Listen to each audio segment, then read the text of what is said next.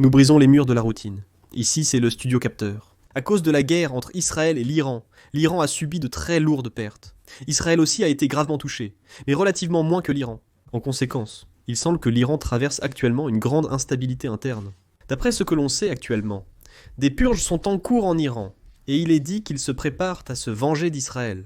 Aujourd'hui, nous allons examiner ce sujet. Regardons tout de suite. Comme j'ai continué à vous proposer des contenus d'actualité urgente, je pense que vous êtes bien au courant de l'évolution de la guerre entre l'Iran et Israël.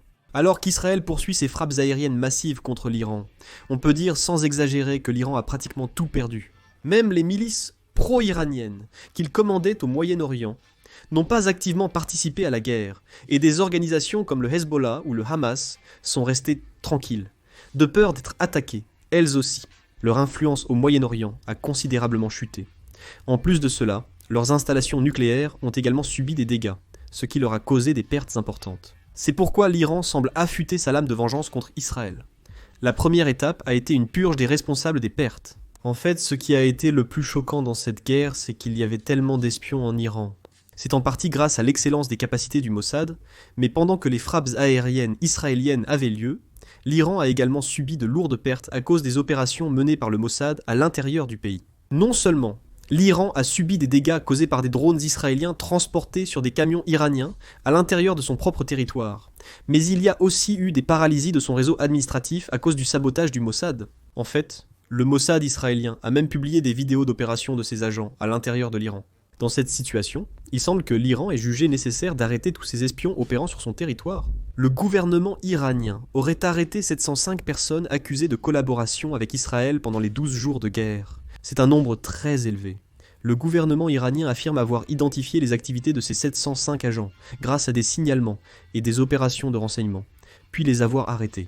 Ces arrestations ont eu lieu dans tout l'Iran. Il y en a également eu à Téhéran.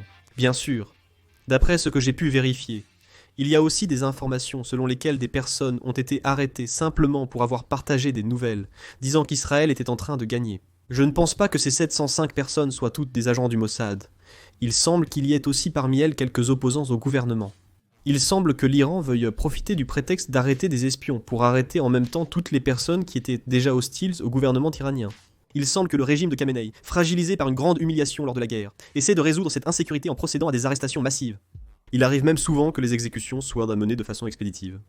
L'Iran a récemment annoncé avoir exécuté des agents du Mossad à 2 reprises, les 22 et 23 juin. Depuis le 16 juin, il y a déjà eu 6 exécutions, preuve que les exécutions sont menées de manière indiscriminée. Bien sûr, les procès ont été expéditifs ou parfois même inexistants. Bien sûr, l'Iran est le pays qui utilise le plus après la Chine, mais il procède à ces exécutions à une vitesse extrêmement rapide. Dans ce contexte, le groupe de réflexion londonien Chatham House a analysé que le régime iranien chercherait sûrement à trouver et à purger les infiltrés de l'intérieur, ce qui augmente le risque de répression. C'est en quelque sorte une façon de dissimuler une défaite. Israël a tenté d'attaquer la prison d'Evin, la pire prison politique d'Iran, ou de pirater la télévision pour inciter à un soulèvement citoyen. Il est fort probable que l'Iran ait été directement menacé à ce sujet. De plus, pendant la guerre, ils sont même allés jusqu'à couper directement l'accès à Internet. Cela semble être pour bloquer les interventions gouvernementales venant de l'extérieur. Parce que si l'on montrait en temps réel la défaite humiliante de l'Iran face à des gouvernements extérieurs, cela augmenterait considérablement le risque de soulèvement populaire. En effet, le guide suprême iranien, Ali Khamenei, est même apparu en personne pour déclarer que l'Iran avait remporté la victoire, allant jusqu'à organiser des marches de la victoire à l'étranger. Tout cela dans le but de tromper au maximum la population. Il est fort probable que le régime de Khamenei, afin de préserver son pouvoir, dissimule sa défaite militaire après le cessez-le-feu avec Israël et exerce une répression encore plus sévère pour empêcher tout soulèvement populaire. De plus, dans les régions à forte population kurde, des postes de contrôle ont été installés un peu partout et des fouilles au corporel ont été effectuées. Bien sûr, il y a des rumeurs selon lesquelles les Kurdes auraient collaboré avec Israël lors de cette guerre, mais rien n'est certain. Cependant, il est vrai que les Kurdes eux-mêmes ont beaucoup de ressentiment envers le gouvernement iranien. Il semble que le gouvernement iranien considère qu'il y a suffisamment de risques que les mouvements séparatistes kurdes provoquent des conflits. C'est pourquoi le gouvernement iranien a recommencé à réprimer les Kurdes. Tout d'abord, le corps des gardiens de la révolution islamique d'Iran a été massivement déployé dans les régions où vivent de nombreux Kurdes, et il paraît qu'ils ont également fouillé les maisons des Kurdes en se rendant chez eux. De plus, la censure des réseaux sociaux est devenue encore plus sévère. Récemment, en Iran, Certains utilisateurs de réseaux sociaux ont même reçu des instructions par service de messagerie courte, leur demandant de supprimer leurs commentaires et leurs mentions « j'aime », car leur numéro était lié à des pages israéliennes. Ils ont également envoyé des messages affirmant que s'inscrire ou s'abonner à des comptes en ligne liés à Israël est un crime puni par la loi. C'est vraiment effrayant. On a également observé que l'Iran, tout en renforçant strictement le contrôle interne, semble se préparer à se venger à nouveau d'Israël. À cause de cette guerre, l'Iran a ressenti douloureusement les limites de sa force aérienne.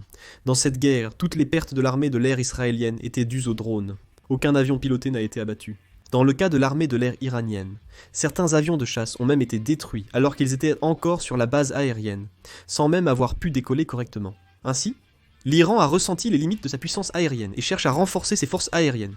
Mais le pays avec lequel il coopère n'est autre que la Chine. Récemment, l'Iran a annoncé qu'il relançait l'achat des chasseurs JDX-C chinois. L'Iran aurait repris les négociations avec la Chine pour l'achat de près de 400 chasseurs JDC. Bien sûr, en 2015, l'Iran avait déjà signé un contrat avec la Chine pour l'achat de 150 chasseurs JDC, mais l'accord a été annulé en raison de différends sur les modalités de paiement.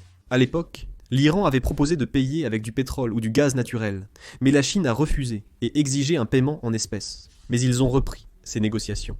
Avant la guerre Iran-Israël, l'Iran ne disposait que d'environ 150 chasseurs opérationnels. Et la plupart d'entre eux étaient des F-4, F-5 ou F-14 achetés dans les années 1970. Ils étaient donc très désavantagés face aux F-35 ou F-15 de l'armée israélienne. Ils ont tout de même signé un contrat en 2023 pour acheter 50 chasseurs Sukhoi 35, mais jusqu'à récemment, ils n'en avaient reçu que 4. C'est probablement parce que la Russie est déjà en guerre avec l'Ukraine. Mais comme je l'ai mentionné précédemment, l'Iran a subi une grande humiliation en perdant la supériorité aérienne face à Israël. C'est pourquoi il semble vouloir reconstruire rapidement sa force aérienne. Il paraît qu'il compte sur le chasseur Jardix-C pour compenser leur manque de puissance aérienne. En fait, lors de la guerre entre l'Inde et le Pakistan, les chasseurs JDC du Pakistan ont montré leur performance en abattant des rafales indiens. C'est probablement pour cette raison que l'Iran fait confiance à ces chasseurs JDC et décide de les acheter. Cependant, Israël possède également des chasseurs F-35 et excelle dans la guerre électronique. Même si près de 400 chasseurs JDC devaient arriver, il semble difficile de surpasser la supériorité aérienne d'Israël. Cependant, le principal problème est que la coopération entre la Chine et l'Iran va se renforcer encore davantage. Il est probable que la Chine apportera un soutien militaire sans réserve à l'Iran. La Chine souhaite également accroître son influence au Moyen-Orient. Elle cherchera donc à soutenir l'Iran. Ainsi, il est fort probable que la prochaine guerre qui éclatera deviendra une guerre par procuration entre les États-Unis et la Chine.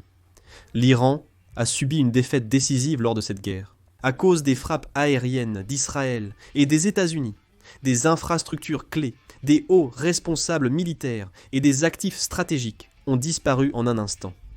Mais est-ce la fin? Non. À partir de maintenant, il est fort probable que le véritable danger ne fasse que commencer. Actuellement, les médias et les agences de renseignement américains gardent un œil méfiant sur l'état des réserves d'uranium enrichi de l'Iran, malgré l'évaluation selon laquelle le raid aérien a été un succès. La localisation exacte et la quantité d'uranium hautement enrichi détenue par l'Iran n'ont pas été confirmées. Il ne s'agit pas simplement d'un manque d'informations, mais d'une incertitude stratégique. Si l'Iran cache et conserve de l'uranium enrichi, qui est un atout clé de son programme nucléaire, cela signifie qu'il peut reprendre le développement d'armes nucléaires à tout moment. Étant donné qu'ils ont subi une défaite écrasante sur le terrain, il est fort probable qu'ils optent pour une stratégie misant tout sur le développement d'armes nucléaires. Cette tendance correspond exactement au choix qu'a fait la Corée du Nord par le passé. La Corée du Nord aussi, après avoir ressenti son infériorité en matière de force conventionnelle dans les années 1990, en est venue à la conclusion que l'arme nucléaire était le seul moyen de survie du régime, et s'est alors consacrée au développement nucléaire. Il est fort probable que l'Iran d'aujourd'hui fasse le même constat. Dans ce cas, si l'Iran relance son programme nucléaire, comment cela se déroulera-t-il ? Il est probable qu'ils essaieront de se soustraire complètement à la surveillance internationale en mettant fin à leur coopération avec l'Agence internationale de l'énergie atomique et en refusant les inspections. Ou bien, cela pourrait se faire en se retirant du traité sur la non-prolifération des armes nucléaires. Et il est possible qu'ils renforcent indirectement leur capacité de développement nucléaire en coopérant technologiquement avec des alliés comme la Chine ou la Russie. En particulier, la Chine a déjà proposé des négociations pour l'importation massive de chasseurs JDC avec l'Iran. Il n'y a aucune garantie que la coopération militaire ne s'étendra pas à la coopération nucléaire. C'est pourquoi je pense qu'ils pourraient poursuivre le développement nucléaire. Cependant, Israël et les États-Unis ne resteront pas les bras croisés face à cela. Israël a déjà, depuis des décennies, un principe stratégique, selon lequel il ne peut absolument pas tolérer que l'Iran possède des armes nucléaires. Israël a de fortes chances de frapper à nouveau les installations nucléaires iraniennes par une opération militaire à tout moment. Les États-Unis ont également envoyé un message d'avertissement clair en larguant des bombes anti-bunker lors de cette frappe aérienne. Si l'Iran recommence à développer l'arme nucléaire, les États-Unis et Israël pourraient à nouveau mener une opération conjointe pour éliminer les installations nucléaires iraniennes. Si le développement nucléaire et les frappes contre les installations nucléaires se répètent ainsi, il y a aussi un risque qu'une deuxième guerre de grande ampleur éclate dans tout le Moyen-Orient. Et cette guerre pourrait ne pas se limiter à un simple conflit entre l'Iran et Israël, mais s'étendre à un affrontement transnational impliquant la Russie, la Chine, les États-Unis, l'Europe et d'autres acteurs. En fin de compte, il est très probable qu'une guerre entre l'Iran et Israël éclate à nouveau. Israël est convaincu qu'il est absolument impossible d'empêcher le programme nucléaire iranien par la négociation. L'Iran, qui est actuellement en position de faiblesse militaire, n'a d'autre choix que de tout miser sur l'armement nucléaire pour ne plus jamais subir une telle défaite. Ainsi, dans la situation actuelle, une simple étincelle pourrait suffire à déclencher une guerre à grande échelle. La prochaine guerre pourrait arriver plus vite et plus violemment qu'on ne le pense. Actuellement, l'Iran s'occupe d'abord de ses affaires intérieures et aiguise à nouveau ses armes. Un affrontement avec Israël est inévitable. Je ne sais pas quand cela arrivera, mais cela se produira sûrement. Et à ce moment-là, nous verrons des affrontements encore plus violents qu'aujourd'hui. Nous sommes à l'aube d'une nouvelle ère. Que pensez-vous de la purge interne et du renforcement militaire actuel de l'Iran ? N'hésitez pas à laisser vos commentaires. C'est la fin de cette vidéo. Merci.